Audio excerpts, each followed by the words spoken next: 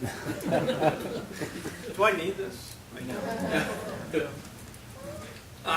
me just go about it. One of the things I learned in this campaign is that meeting with the downtown residents, there's a group now of a neighborhood downtown, that they are very concerned about issues of safety and quality of life downtown. And that issue with homelessness and panhandling affects not only downtown but other neighborhoods. It certainly affects East Nashville, it affects going up West End and all parts of the city. Now, in terms of homelessness, I mean, I don't equate panhandling with homelessness necessarily. I don't think they're necessarily the same issues.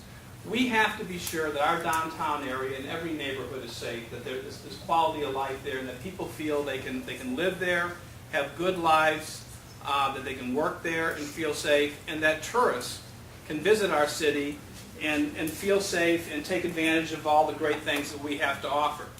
And to do that, I think what we have to do is what I fall back on a lot, which is we have to enforce the laws.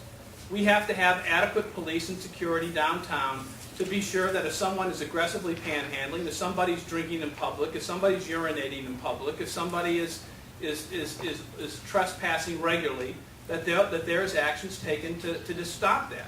Now, at the same time, there is a real homelessness issue in Nashville that we need to address in other ways, which will maybe be a later question. But that I think is done through affordable housing and housing programs that deal with some of the real issues that the homeless face, whether it be domestic violence, substance abuse, or mental illness. There are a lot of things we have to do there. But I do think for neighborhoods, we have to have just enforce the laws, not allow aggressive panhandling, not allow people to drink in public, and make sure that our neighborhoods, whether it's downtown, East Nashville, or West End, are safe and that people can use them. Well, since you mentioned affordable housing, it seems to be a major issue with many of the people here. I've gotten several questions about that one particular topic. I'd like to ask both of them. Let's start with Mr. Dean. How high a priority is affordable housing? And when you say affordable housing, what do you mean? Affordable housing is going to be a high priority, and we've made progress in the last few years. We can do a lot more. There's a variety of ways to look at affordable housing. I mean, certainly for homeless people, I mean, housing could be almost free. Well, you need some sort of intermediate level where you can get a homeless person back on their feet. And I'm talking about the number one cause for women being homeless is domestic violence. A lot of people become homeless because of medical bills. And those are folks that if you gave them a chance, if you thought of something you could do to give them temporary housing, they're going to get back on their feet and they're going to become productive citizens and not need any public aid. Now, there are other people who are homeless who suffer from drug addiction, alcoholism, and they're going to need wraparound services that will help work with those problems, and hopefully there'll be cures for most. Some of them there won't be, but we're going to need that. And then there's a tremendous problem in our society that goes back to the 1970s when we've gone through this process of deinstitutionalization of the mentally ill. And you can argue that both ways, but we do have a lot of people who are mentally ill who are homeless, and they certainly need care, and we should respond in a compassionate way to that. Now, there's also there's a need for affordable housing for workers. There are people who are working downtown or working in other parts of the city who we want to live in Nashville to keep this an economically diverse city and to keep this a city where people can afford to live in.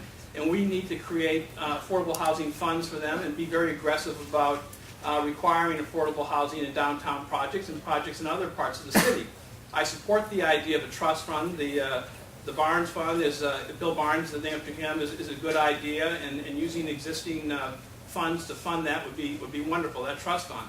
But we need to think of affordable housing also for working people. Over the years, as U.S. Congressman with MDHA on low-income affordable housing, as you know, the Bush administration in recent years has severely cut low-income affordable housing, not only here but all over the United States, which I think is very regrettable. We in Nashville have a severe shortage of low-income affordable housing. I know I was able to tap into a lot of Hope 6 grants once upon a time for our city, and I wanted to send a message too about that issue. But when I got behind Habitat for humanity. I even sponsored my own home, a house that we built. Hard to believe. I made the Guinness Book of Records a few years ago, Bob Clement's house. We built it in 4 hours, 39 minutes, and 8 seconds. And then a group in Europe broke my record, so I may have to put another new team together to break that world record. But yes, we got a problem. We're not going to solve it just locally. We need help from the federal and state, as well as local, as well as the private sector, to make a lot of great things happening. And I will do everything I can with the contacts that I have at the state and national level in order to solve that problem. And we don't need to react too quick. Let's let other states go first, and that might solve the problem by itself. The fact is, the metro retirement system is solvent. Yes, there's a concern about accounting practices and all that, if they change the rules and all that, but we don't need to fall into that trap. And we need to monitor that very closely and continue to make sure that the retirement system is solvent, which it is, and I'll continue to make sure it is for future employees. And we have to be always vigilant, is to protect pension funds. One thing I learned as law director is you can never be too careful. I mean, we were successful. We went after we had a dispute with one of the pension advisors about the fees that they were charging the fund, and we had the largest, I think, settlement without having to file a lawsuit, recapturing $10.3 million for the pension fund based upon us being overcharged for investment advice. You have to make sure that the pension fund is always administered in a lawful way, and that the decisions are made following the charter, which sets up a very good and structured way of how you expand the pension funds. But where we are right now, we do have a solvent fund, and we need to protect it. There are some federal accounting procedures, recommendations that they be changed, particularly as it relates to health insurance.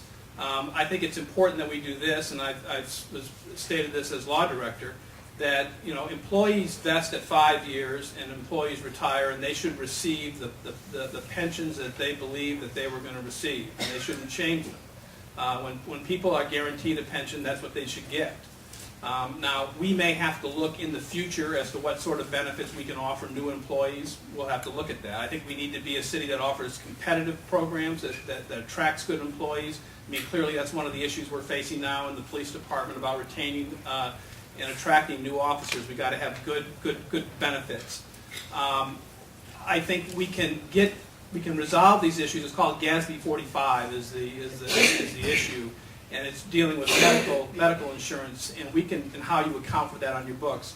I think that's something we work into slowly. I think we can get there. I don't think the end of the world is coming, but I do think we need to make sure that we're honoring our commitments to pensioners and our commitments to employees. Well, since I've got